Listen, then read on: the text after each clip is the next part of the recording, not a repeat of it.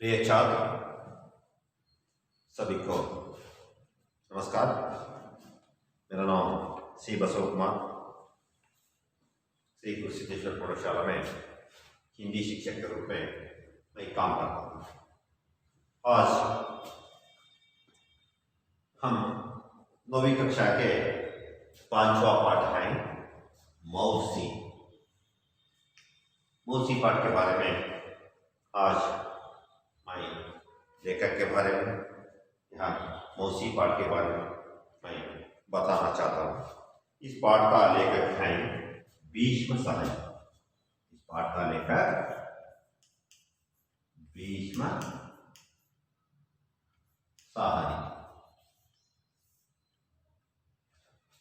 साहनी है। भीष्म साहनी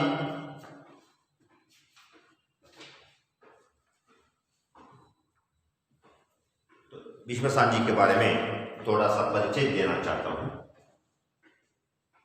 भीष्म साहनी सन 1915 अगस्त 7 को रावलपिंडी में भीष्म साहनी का जन्म हुआ था। एमए पीएचडी तक उन्होंने शिक्षा पाई है। साहनी हिंदी, अंग्रेजी, संस्कृत, रूसी, पंजाबी आदि भाषाओं के ज्ञाता है। इन भाषाओं की इनकी अनेक रचनाएं प्रकट हुई हैं।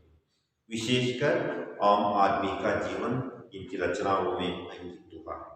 जरोखे, कड़िया, तमस, बसंती आदि इनके उपन्यास हैं। भाग्यरेखा, भटकती रात, वायुक्षु, शोभा यात्रा आदि कहानी संग्रह। भीष्म साहनी ने जीवनिया भी लिखे हैं तथा भाई बलराज अपनी बात, कबीरा कड़ा बाजार में, माधवी, मुहावजे आदि नाटक हैं। शिरोमणि पुरस्कार, साहित्य अकादमी पुरस्कार, शिरोमणि पुरस्कार, साहित्य अकादमी पुरस्कार, सोवियत नेहरू पुरस्कार इत्यादि से शोभित हैं। यहाँ भीष्म साहनी का जन्म कब हुआ था? 1915 अगस्त 7 में हुआ था। जन्म अगस्त 7 ಆಗಸ್ಟ್ 1917 ಇವರ जन्म आगुत्ते। कहाँ हुआ था? रावलपिंडी में हुआ था। इनका जन्म रावलपिंडी में हुआ था। इनका जन्म रावलपिंडी में हुआ था। ये यहाँ लेखक महाशय एमए पीएचडी तक उन्होंने शिक्षा पाई है। इनका शिक्षा एमए पीएचडी तक भी यहाँ शिक्षा पाई है। इವರು एमए पीएचडी तक ಕೂಡ ವಿದ್ಯಾಭ್ಯಾಸ ಮಾಡಿದರು। इन्होंने साहनी हिंदी, अंग्रेजी, संस्कृत, रूसी, पंजाबी आदि भाषाओं के ज्ञाता है। यह महाशय ने बहुभाषा लेखक है। यह साहनी हिंदी साहित्य में भी अखाड़ पंडित होते हैं, अंग्रेजी में भी पंडित हैं, संस्कृत में भी हैं, रूसी का भाषा रशियन भाषा और पंजाबी भाषा, हमारे देश में पंजाबी राज्य की भाषा, वो बहुत भाषाओं के और इसके साथ साथ आदि भाषाओं के अनेक ಭಾಷೆಗಳಲ್ಲಿ ಇವರು ಪಾಂಡಿತ್ಯವನ್ನ ಜ್ಞಾನವನ್ನ ಹೊಂದಿದ್ರು। इसलिए कहता है इसको बहुभाषा लेखक कहते हैं। इन भाषाओं की इनकी अनेक रचनाएं प्रकट हुई हैं। ये लेखक महाशय ये सभी भाषाओं में अनेक रचनाएं प्रकट हुई हैं। विशेषकर आम आदमी का जीवन उनकी रचनाओं में अंकित हुआ है। विशेषकर आम आदमी का जीवन इनकी रचनाओं में अंकित आम आदमी ಅಂತಕ್ಕಂಥ ಒಂದು ಲೇಖನ ಬಹಳ ವಿಶೇಷವಾದಂಥ ಅಂಕಿತವನ್ನು ಪಡೆದಿದೆ। जरोखे, कड़िया, तमस, बसंती आदि इनके उपन्यास हैं। इनके प्रमुख उपन्यास यहाँ जरोखे, कड़िया, तमस, बसंती आदि हैं।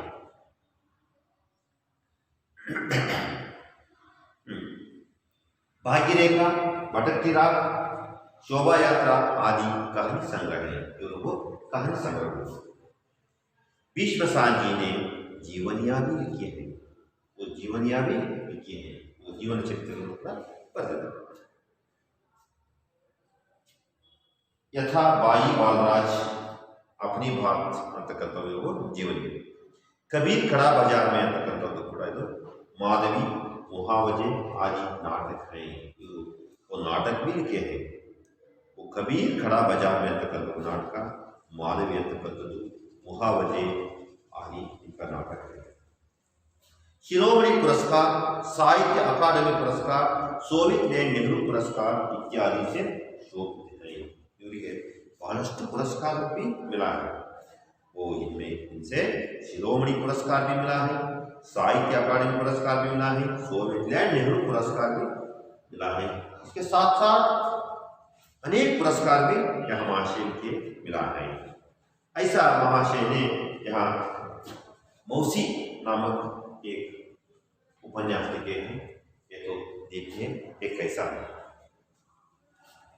यहाँ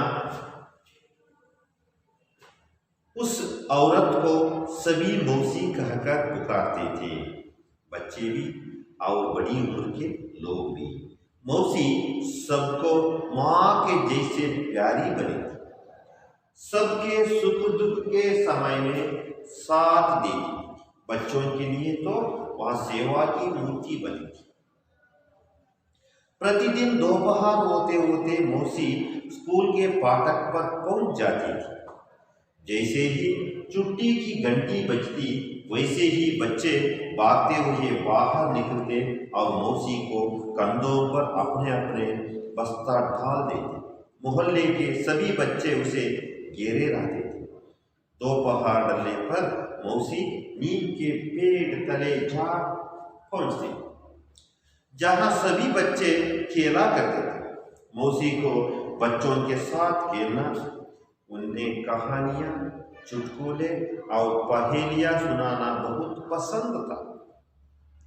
वह तोता तोती की कहानी, काटी घोड़े की कहानी, विरोची कहानी आदि सुनाती थी। मौसी बच्चों को खिलाने के लिए अपने पास चने, टिकिया, मूंगफली आदि कुछ ना कुछ रखती थी। वह बच्चों से अपने बेटे बेटियों जैसी प्यार करती थी।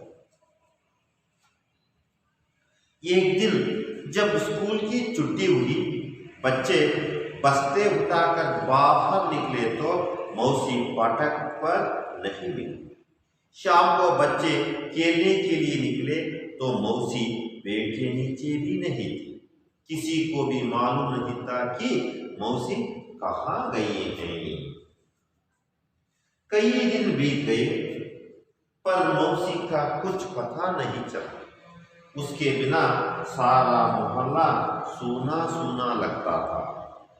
एक दिन बच्चे मौसी की खोज में घूम रहे थे।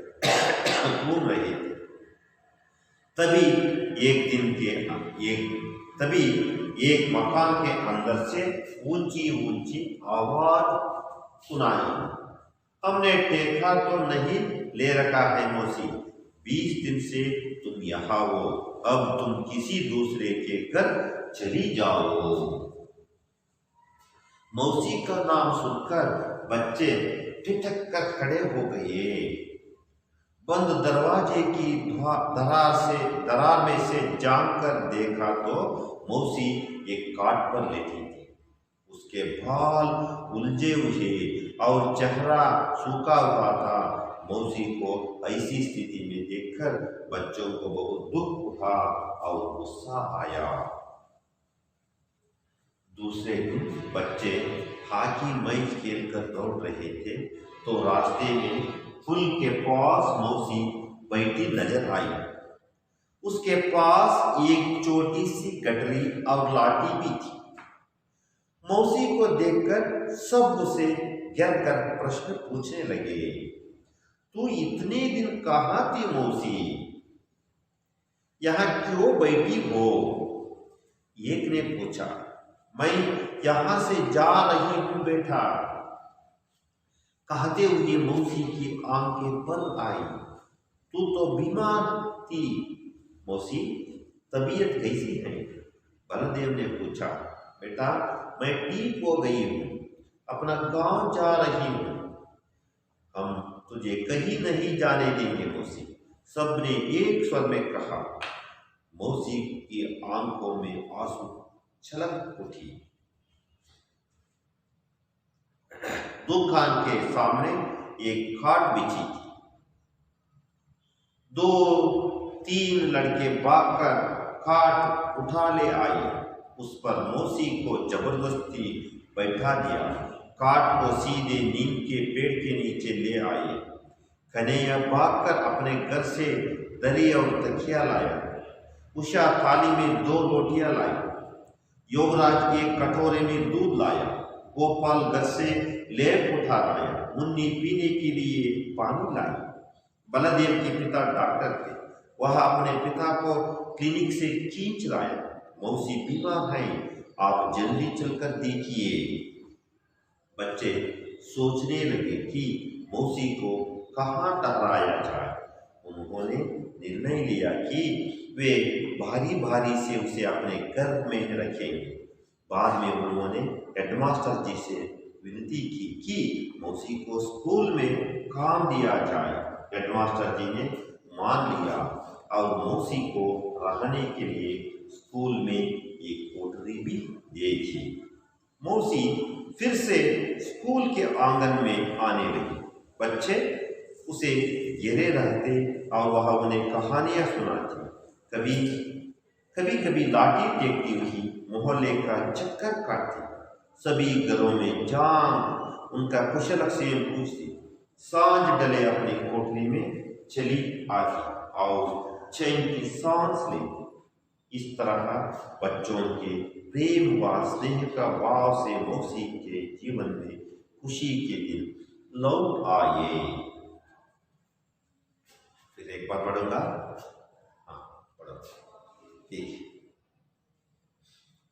सावधानी से देखिए। उस औरत को सभी मौसी कहकर पुकारते थे, बच्चे भी और बड़ी उम्र के लोग भी।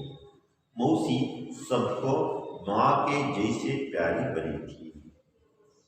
सबके सुख दुख के समय में साथ देती थी। बच्चों के लिए तो वह सेवा की मूर्ति बनी थी। प्रतिदिन दोपहर होते होते मौसी स्कूल के फाटक पर पहुंच जाती थी। जैसे ही छुट्टी की घंटी बजती, वैसे ही बच्चे भागते हुए बाहर निकलते और मौसी के कंधों पर अपने अपने बस्ता डाल देते। मोहल्ले के सभी बच्चे उसे घेरे रहते थे। दोपहर डलने पर मौसी नीम के पेड़ तले जा पहुंचे, जहां सभी बच्चे खेला करते थे। मौसी को बच्चों के साथ खेलना, उन्हें कहानियां, चुटकुले और पहेलियां सुनाना बहुत पसंद था। वह तोता तोती की कहानी, काटे गोड़ी की कहानी, विरोचित कहानी आदि सुनाती थी। मौसी बच्चों को खिलाने के लिए अपने पास चने, टिकिया, मूंगफली आदि कुछ ना कुछ रखती थी। वह बच्चों से अपने बेटे बेटियों जैसी प्यार करती थी। एक दिन जब स्कूल की छुट्टी हुई, बच्चे बस्ते उठाकर बाहर निकले तो मौसी फाटक पर नहीं मिली। शाम को बच्चे खेलने के लिए निकले तो मौसी पेड़ के नीचे भी नहीं थी। किसी को भी मालूम नहीं था कि मौसी कहाँ गई है। कई दिन बीत गए पर मौसी का कुछ पता नहीं चला। उसके बिना सारा मोहल्ला सूना सूना लगता था। एक दिन बच्चे मौसी की खोज में घूम रहे थे। तभी एक मकान के अंदर से ऊंची ऊंची आवाज सुनाई दी। हमने देखा तो नहीं ले रखा है मौसी, 20 दिन से तुम यहाँ हो, अब तुम किसी दूसरे के घर चली जाओ। मौसी का नाम सुनकर बच्चे ठिठक कर खड़े हो गए। बंद दरवाजे की दरार में से झांक कर देखा तो मौसी एक काट पर लेटी थी। उसके बाल उलझे उलझे और चेहरा सूखा हुआ था। मौसी को ऐसी स्थिति में देखकर बच्चों को बहुत दुख हुआ और गुस्सा आया। दूसरे दिन बच्चे हाथ की मैच खेल कर लौट रहे थे तो रास्ते में पुल के पास मौसी बैठी नजर आई।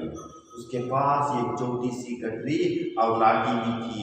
मौसी को देखकर सब उसे गिर कर प्रश्न पूछने लगे।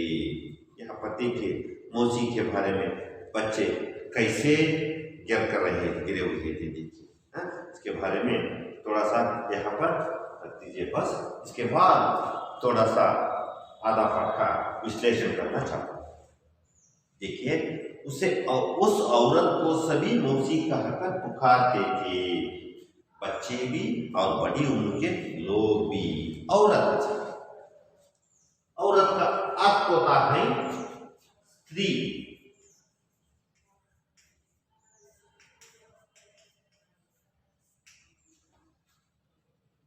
औरत ಅಂದ್ರೆ ಹೆಂಗಸು। सभी मौसी का उस औरत को सभी मौसी कहकर पुकारते थे। मौसी का अर्थ क्या है? माता के बहन का मान करवा आगे मौसी है माता की बहन ಅಂದ್ರೆ ತಾಯಿಯ ಸಹೋದರಿಯನ್ನ मौसी ಅಂತ कहते। वो सभी उनका मौसी कहकर पुकारते थे, बच्चे भी और बड़ी उम्र के लोग भी। बच्चे भी और बड़ी उम्र के लोग भी। उम्र ಅಂದ್ರೆ वयस्सु, उम्र ಅಂದ್ರೆ आयु, वयस्सु।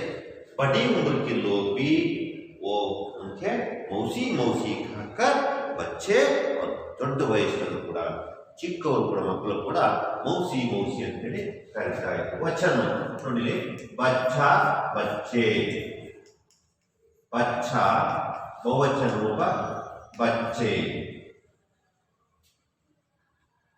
मौसी सबको मां के जैसी प्यारी बनी थी। मौसी कैसी थी? सबको प्यारी बनी थी। बच्चों को भी प्यारी बनी थी, बड़े उम्र के लोगों को भी प्यारी बनी थी। सब गांव को तो भी वो प्यारी बनी थी, ಎಲ್ಲರಿಗೂ ಪ್ರಿಯವಾಗಿತ್ತು। सबके सुख दुख के समय में साथ देती थी। वो सभी के सुख दुख में वो भाग लिया करते थे। वो मौसी सभी के सुख दुख में वो भाग लिया करती थी। ಎಲ್ಲರ सुख दुखಗಳಲ್ಲಿ ಭಾಗಿಯಾಗಬೇಕು। बच्चों के लिए तो वहाँ सेवा की मूर्ति बनी थी। वहाँ मौसी बच्चों के लिए ಮಕ್ಕಳಿಗೆ वहाँ सेवा की मूर्ति बनी थी, ಸೇವೆಯ ಮೂರ್ತಿ ಆಗಿತ್ತು। ಎಲ್ಲರೂ ಕೂಡ ಇಷ್ಟಪಡ್ತಕ್ಕಂಥ ಮಕ್ಕಳಿಗೆ ಸೇವೆ ಮಾಡ್ತಕ್ಕಂಥ ಮೂರ್ತಿ ಆಗಿತ್ತು। प्रतिदिन दोपहर होते होते मौसी स्कूल के फाटक पर पहुंच जाती थी। वो हर रोज प्रतिदिन मौसी दोपहर होते होते मध्याह्न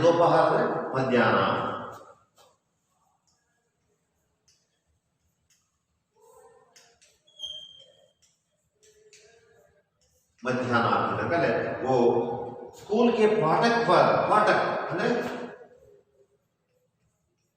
द्वार, स्कूलिನ द्वार हत्र ಬರ್ತಾ है मौसी। वो स्कूल के फाटक पर पहुंच जाती थी।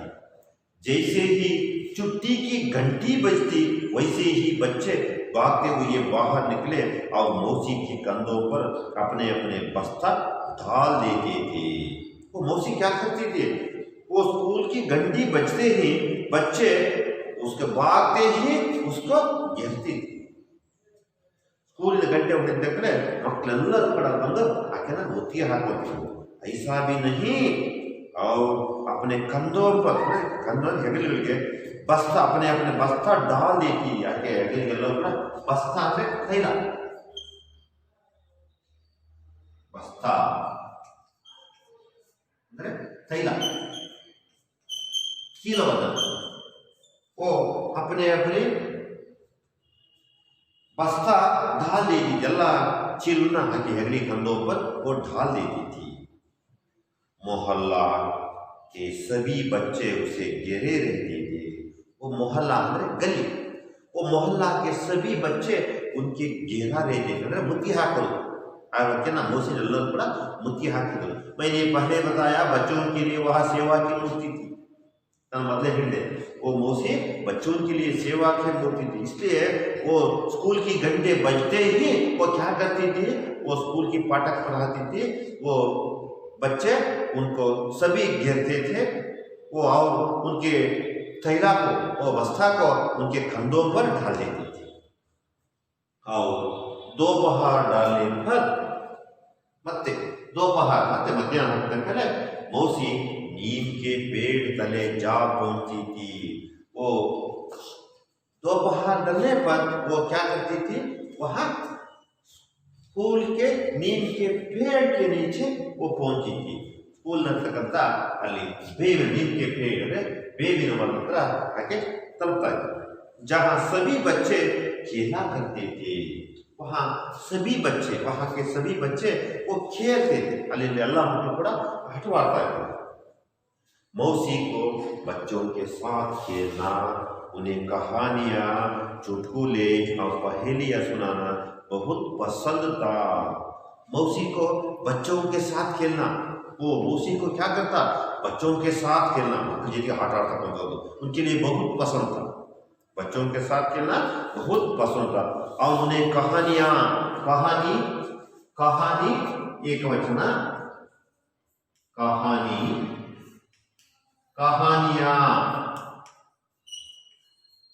कहानी क्या है, ಕಥೆಗಳು, ಕಥೆಗಳನ್ನ ಹೇಳೋದು। और ಚುಟ್ಕುಲೆ, ಚುಟ್ಕುಲೆ ಅಂದ್ರೆ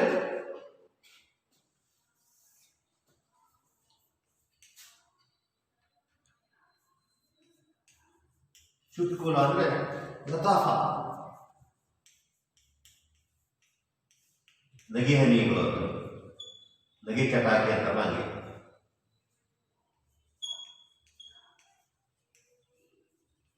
ನಗೆ ಹನಿಗಳು ಹೇಳ್ತಕ್ಕಂಥದ್ದು ಆಕೆಗೆ ಬಹಳ ಇಷ್ಟ, ನನಗೆ ಅನಿಸ್ತಾ ಇದ್ದಾರೆ। ಅವ್ರು ಪಹೇಲಿಯಾ, ಪಹೇಲಿ ಅಂದ್ರೆ ಒಗಟುಗಳು,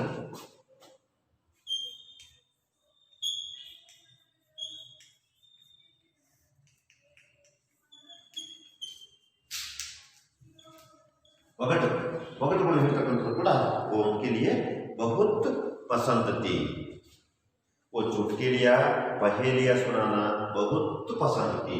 ಆಕೆ ಒಗಟುಗಳು ಹೇಳೋದು, ಕಥೆಗಳು ಹೇಳೋದು ಎಲ್ಲವೂ ಕೂಡ ತುಂಬ ಇಷ್ಟ ಆಗ್ತಾ ಇತ್ತು। विरोचित कहानी आदि सुनाती थी। वो ऐसा कहानी, विरोचित कहानी भी सुनाती थी, वो विरोचित कहानी भी पूरा ಹೇಳ್ತಾ ಇತ್ತು। मौसी बच्चों को खिलाने के लिए अपने पास चने, टिकिया, मूंगफली आदि कुछ ना कुछ रखती थी। वह बच्चों से अपने बेटे बेटियों जैसी प्यार करती थी। मौसी वो बच्चों के लिए अपने पास रखे हुए हैं चिटकिया, टिकिया, मूंगफली आदि भी कुछ ना कुछ रखती थी। वो बच्चों के लिए, बेटे बेटियों के लिए वो खाने के लिए देती थी। ಹಾಕಿರ್ತಕ್ಕಂಥ ಕಡಲೆ, ಶೇಂಗಾ ಬೀಜ ತಿಂತಕ್ಕಂಥ ಚಿನುಕುಗಳನ್ನೆಲ್ಲವೂ ಕೂಡ वो बच्चों के लिए खिलाती थी, ತಿನ್ನಲಿಕ್ಕೆ ಕೊಡ್ತಾ ಇದ್ರು। और कौन कौन के लिए, बेटे बेटियों के लिए। बच्चों से अपने बेटी बेटियां जैसी प्यार करती, जो अपनी बेटा बेटियां कैसी थी उसी तरह बच्चों को वो प्यार करती थी। बेटा बेटिया, बेटा बेटिया ಅಂದ್ರೆ ಮಕ್ಕಳು, बेटा मगा, बेटी ಅಂದ್ರೆ मगड़ू। वो बेटा बेटियों को अपने बच्चों की तरह प्यार करती थी। और एक दिन जब स्कूल की छुट्टी हुई, उस दिन स्कूल रजा बिड़िತು, बच्चे बस्ते उठाकर बाहर निकले तो मौसी फाटक पर नहीं मिली। वो एक दिन जब स्कूल छुट्टी हुई, स्कूल रजा बिड़िತು, वहां पर बस्ते उठाकर बाहर निकले बच्चे तो अपना थैली उठाकर बाहर चले गए। वहां फाटक पर मौसी तो नहीं मिली। शाम को बच्चे खेलने के लिए निकले, शाम को बच्चे खेलने के लिए निकले वहां तो भी पेड़ के नीचे भी मौसी नहीं थी। और संजय 2 नंबर का हाटा रिपोर्ट करें, वहां पर भी मौसी नहीं थी। किसी को भी मालूम नहीं था, यार ಕೂಡ ಗೊತ್ತಿರಲಿಲ್ಲ मौसी कहाँ गई है, मौसी ಎಲ್ಲಿ ಹೋಗಿದ್ದಾಳೆ ಅಂತೇಳಿ ಯಾರಿಗೂ ಕೂಡ ಗೊತ್ತಿರಲಿಲ್ಲ। इतना ही बस, अगले अवधि में दूसरा बात देखेंगे। मैं समाप्त करूंगा। सभी को धन्यवाद।